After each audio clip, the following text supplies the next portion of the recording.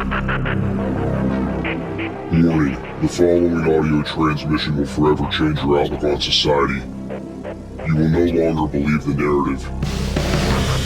You are about to wake up and see things for what they really are.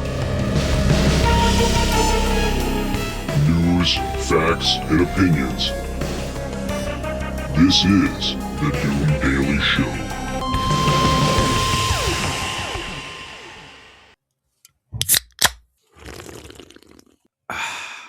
Ladies and gentlemen, welcome to the Doom Daily Show. I am your host, Jester Dooms. The email, doomdailyshow@gmail.com. Everywhere on social media, at Jester_Dooms. The website, www.jestersvoice.com. Go there and leave us an audio message. Okay? Do that for us. All right? Today is Monday, February 9th, 2026. And I hope you all are having a great Monday. I'll tell you what, it was a really rough weekend here at the house on the homestead. My wife's out of town, which incurs extra responsibilities here at the house.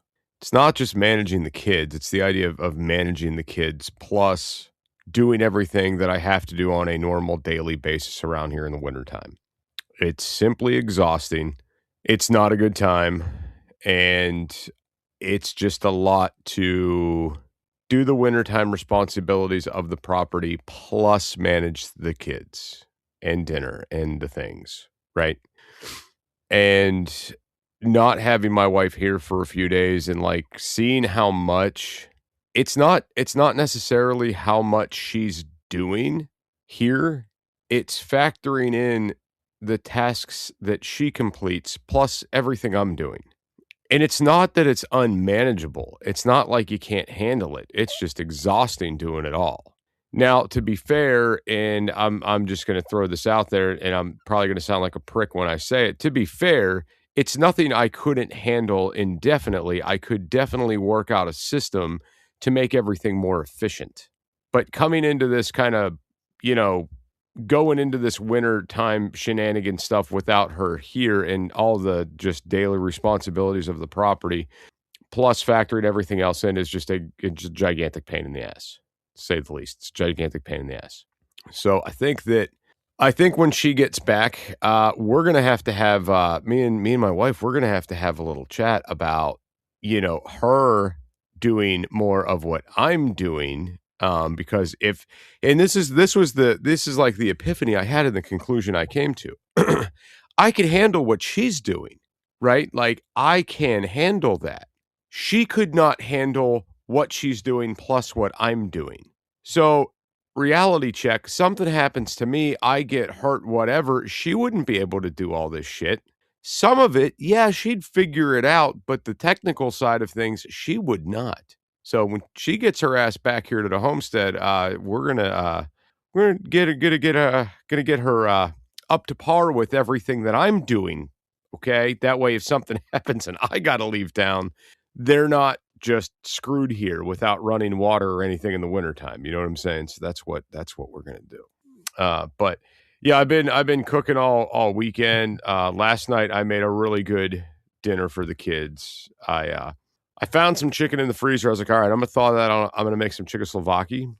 And I realized after it thawed out, I was like, oh shit, this is bone-in chicken breast. I'm going to have to take all this off the bone. So I did. And as I'm taking it off the bone and I'm deboning, I threw it in a pan so I could marinate it. I was like, you know what? I'm just going to oven bake this chicken.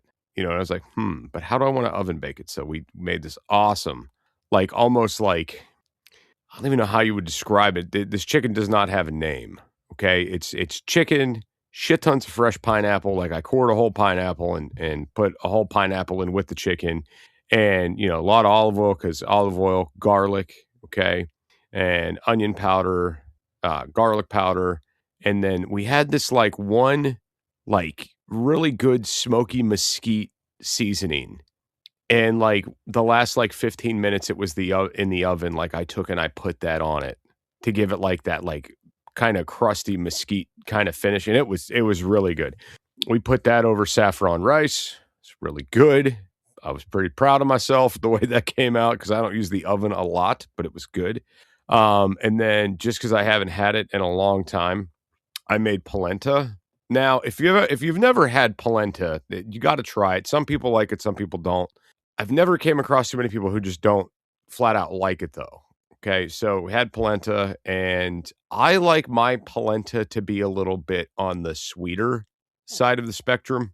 Okay, so what I did is I made a little mixture out of olive oil with oregano from Greek oregano from Greece. Like we actually got it while we were there, so it's like the good shit.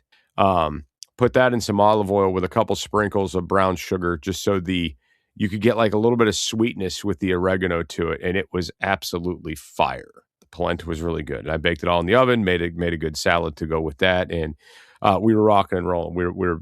I've been banging out some dinners here lately, man. So running the homestead, doing all the kid stuff, plus cooking, man. I am Mr. fucking Mom, and I'm killing it. But when she gets back, she's going to have to be Mrs. Dad and learn how to do all the shit that I do around here. Because I think that's only fair. And if you're listening to this right now, sweetheart, I'm going to drag your ass in the woods and I'm going to show you everything I do around here. So you know. Yeah, so that's how it's been going here. I am eagerly awaiting her return. Anyway, we'll be right back after these messages.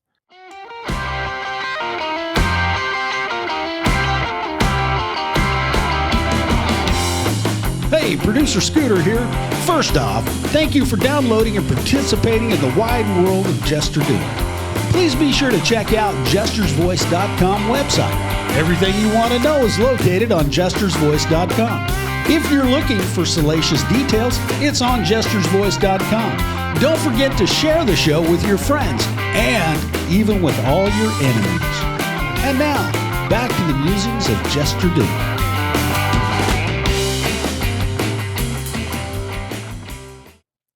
Ladies and gentlemen, welcome back to the Doom Daily Show. I am your host, Jester Dooms. The email, doomdailyshow@gmail.com. Everyone on social media at Jester Dooms. Don't forget to like, share, and subscribe to the show. Give me that IRL, that 1 weekend real life interaction where you tell a friend or family member about the Doom Daily Show.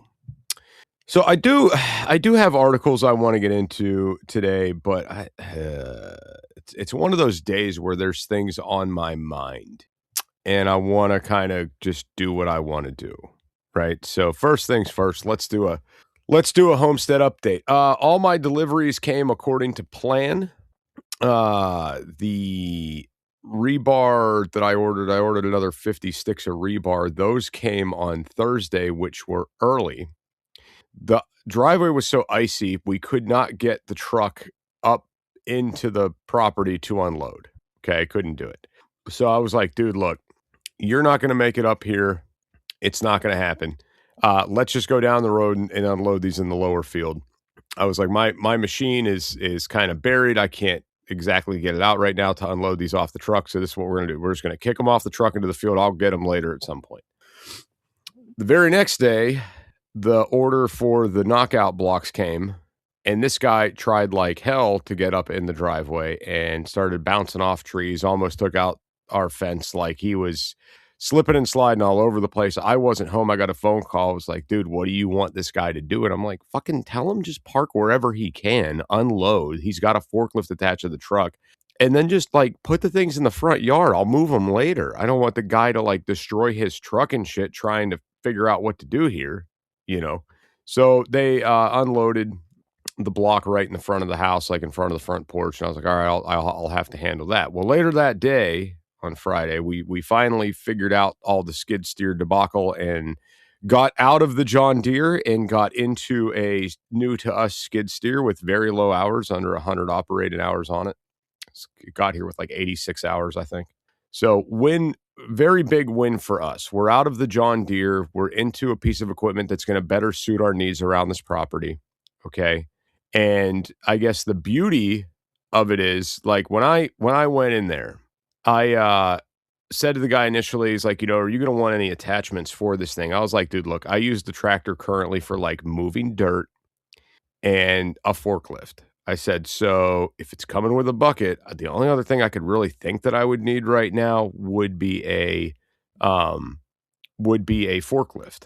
Okay. Well, the dude just never really said anything else after me, the salesman. He just went ahead and just added it into the deal and added it into the financing, and we didn't even know it was there, and we approved the price and we approved everything. And I go to pick the machine up, and I was like, dude, is that, because I was going to order one because I could honestly get it cheaper somewhere else, but I was like, dude, is that going with us? He's like, yeah. I was like, is that already factored into everything? He's like, yeah. I was like, fuck it, let's take it.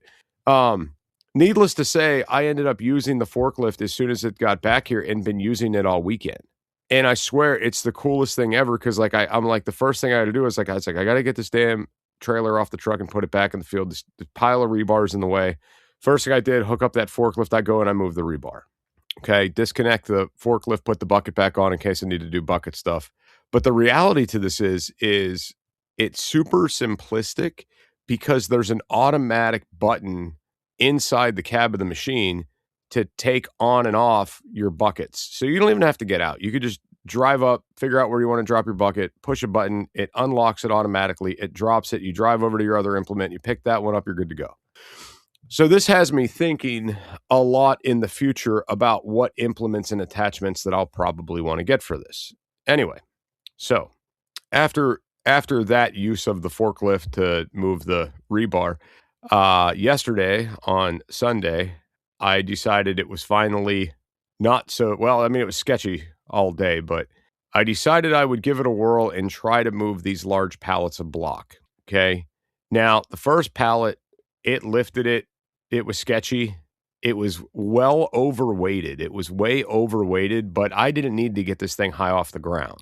So I figured, with how icy and muddy everything is, I would put this in front of me versus behind me, because my thought was I weigh more than the block does.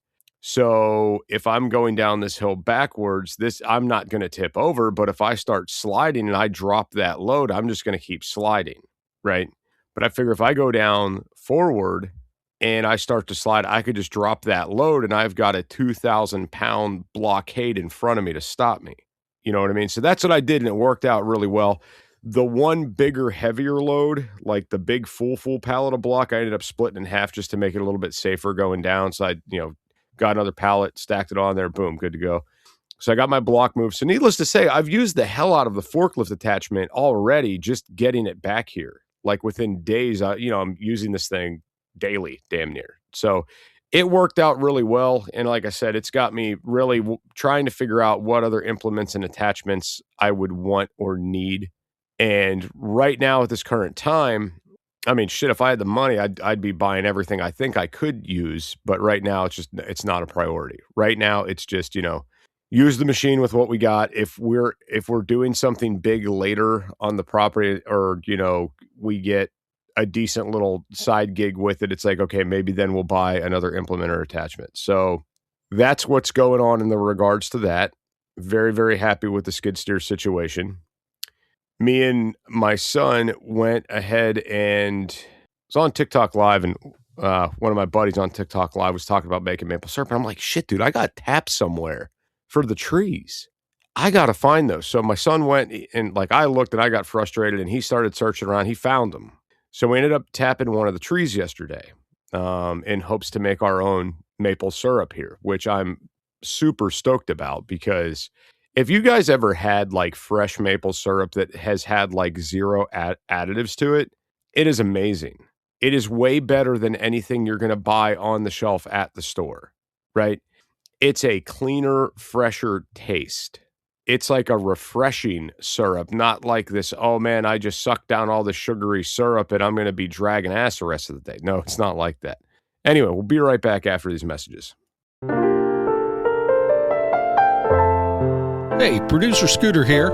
And if you've made it this far, I just want to commend you for diligent listening skills. But also, I want you to take a moment, since you've come this far with us, send an email to doomdailyshow@gmail.com. Let us know where you're listening from. If you have any ideas for something you'd like Jester to address or talk about, send us an email. That's doomdailyshow@gmail.com. Thanks for listening.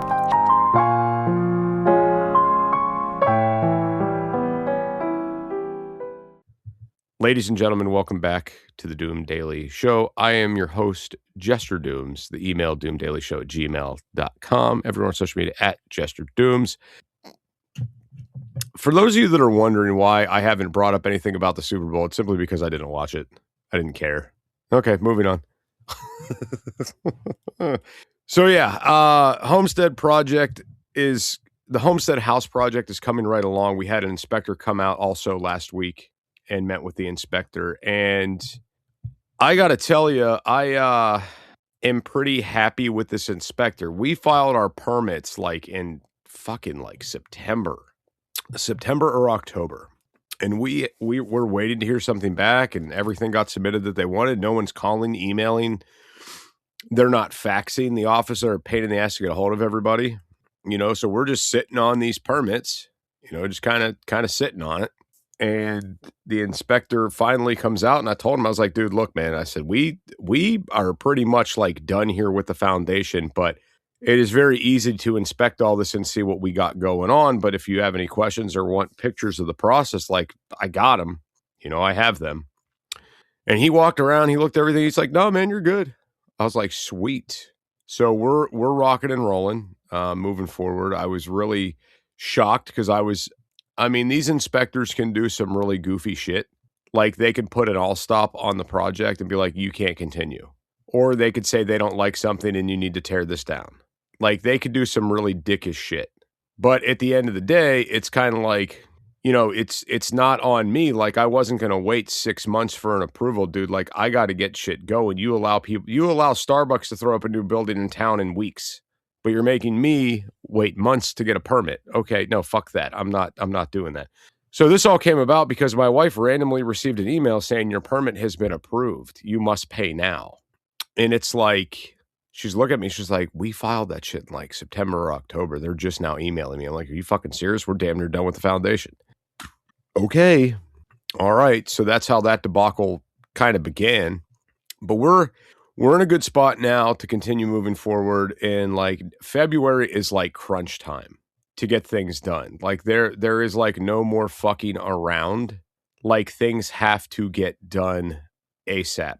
I have other contractors showing up in March, and it's my guy that's doing my block work. It's like, I understand he's a one-man show and gets a helper every once in a while. So I understand he can't work at the fastest pace. And I understand like weather jurisdicts a lot of what you do. But at the same time, it's like we can't wait around on things to be convenient for him. So I talked to him the other day. I was like, listen, I said, we have to get this done this month. Like I have to get these cells back poured. I have to get the waterproofing up and I have to get the drainage in because these guys are coming in March. I've been pushing them back and pushing them back and pushing them back. And, it's just, it can't be a thing anymore. So something's got to give, something's got to get done. And if this, if he starts, more or less, if he starts screwing around, I'm just going to have to be like, dude, look, this needs to be done at the end of February and like no more payment till it's done.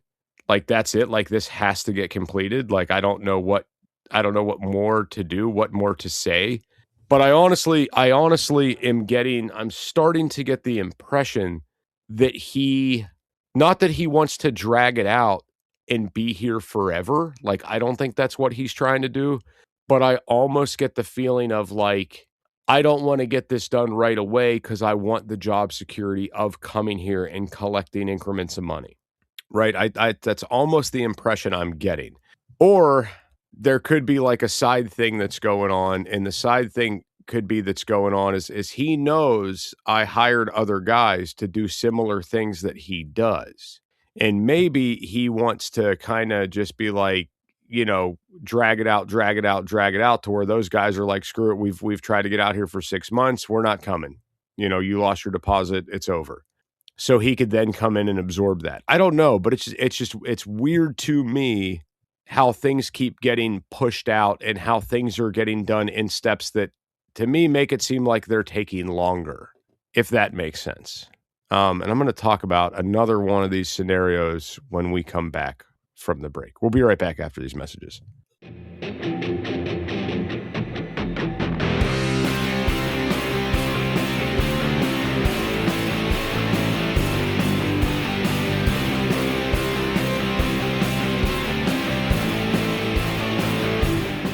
Jester from It's Doomsday Podcast and the Doom Daily Show here.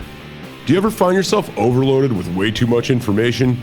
Too many logins, too many passwords, too many websites for stuff you like? Yeah, I'm the same way. You don't have to worry about that with the Doom Daily Show and It's Doomsday Podcast. Let's make it simple. Just visit linktree.com/JesterDooms. Add it to your bookmarks. That way, when you need to find the right information, it's right there, under a tap of your finger or a click of your mouse. Go to linktree.com/JesterDooms. Get it, got it, done. Remember, no one has all the answers, but this will provide you with a place to start. linktree.com/JesterDooms.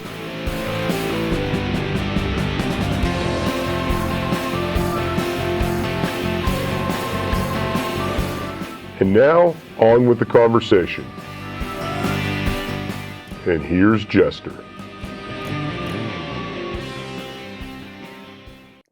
Ladies and gentlemen, welcome back to the Doom Daily Show. I'm your host, Jester Dooms. Make sure to like, share, subscribe to the show, and give me that IRL, that in real life interaction, where you tell a friend, family member, or their pet about the Doom Daily Show. Share this on your social media, on your Facebook, on your YouTube, whatever social media you have, share it out.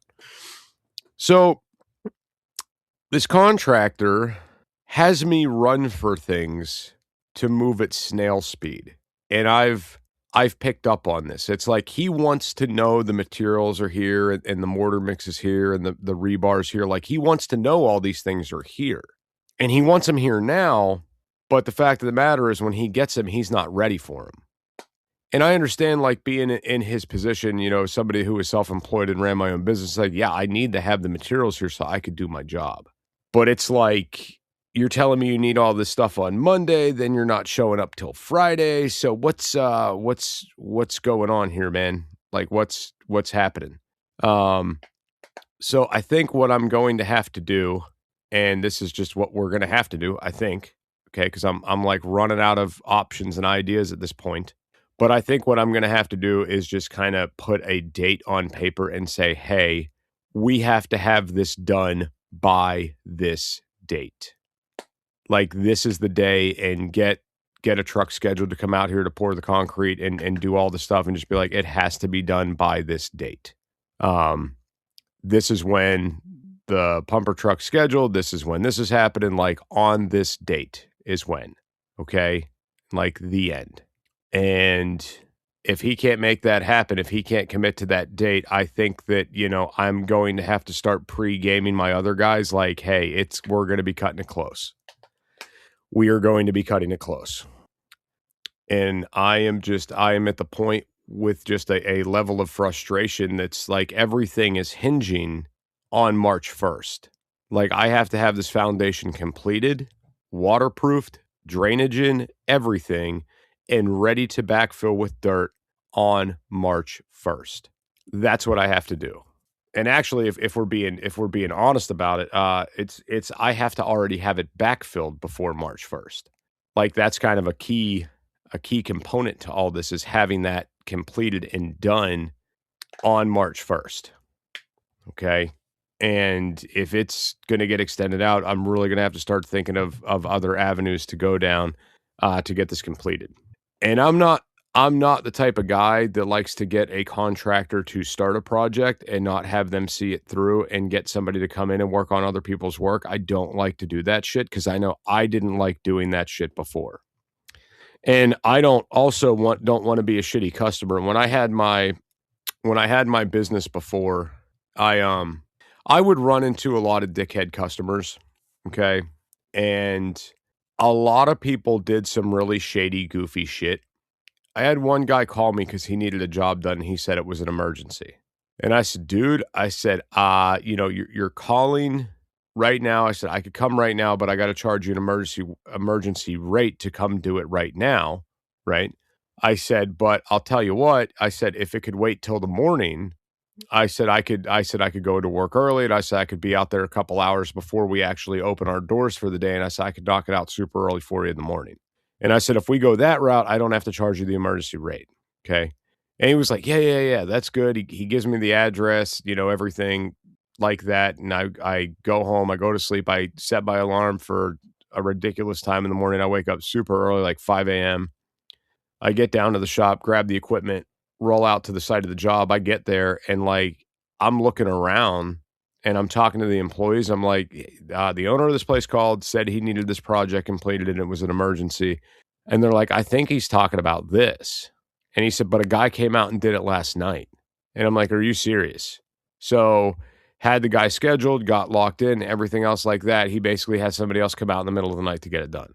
And it's like, no phone call back, no nothing. So, the amount of time you wasted for me. So I could have slept in. I could have saved gas. So much over just a phone call. So you better believe, like, I left a very shitty review on his business page, his Google Plus page or whatever it was. So I know what it's like to deal with shitty customers, and that's not the person that I want to become in this situation. But I am not good from going from a nice guy to a serious guy to a mean guy. It's pretty much 0 to 100, and it pisses people off, and then they don't want to deal with that. And then they're gone. So using finesse the best way possible to try to motivate this guy is the plan. And I think the best way I could put this is say, hey, we've got the concrete truck scheduled and the pumper truck scheduled for this date. So everything has to be done on this date, like the end. So I'm going to work on that today, calling some companies, getting somebody scheduled to get out here and get that done. And also I have to have the inspector come out and, basically sign off on everything before this. Okay. Before this happens. That is the plan. Hopefully it'll all go according to plan, because frankly, if it doesn't, you're going to see me out. You're going to see me out there trying to finish this shit out myself. And that's not what I'm trying to do. Yeah, that's probably not going to work out too well in my favor to be out there trying to kick ass on my own and get all this done. Right? So anyway, guys, I hope you enjoyed this episode of the Doom Daily Show. I just had to vent about all this homestead stuff and all these projects we got going on and like some of the ups and downs and the excitements that we had of the weekend. I know it's not the typical Doom Daily Show that you're used to, but whatever, man. There's new news coming out all the time. And, some things we cover, some things we don't. If it piques my interest, I cover it. If it doesn't, I don't. That's the beauty of this show. It's mine. I can do what I want. I'm an adult. I can do things my way. So, speaking of doing things my way, your code word of the week is headlamp. Headlamp, like a light that you wear on your dome piece. Headlamp. So, if you hear the code word, remember that because you only get it once. Use that in the lives, in the TikTok lives or wherever we may be live. But that's all I got. Producer Scooter, thank you for everything you do. He's been very quiet tonight, like kind of just staring off into space. I don't know what he's doing. He's just staring out the window. Okay, whatever you're seeing out there, Producer Scooter, I hope it's good. Guys, we're getting out of here. Once again, don't forget to like, share, and subscribe to the show. News, facts, and opinions.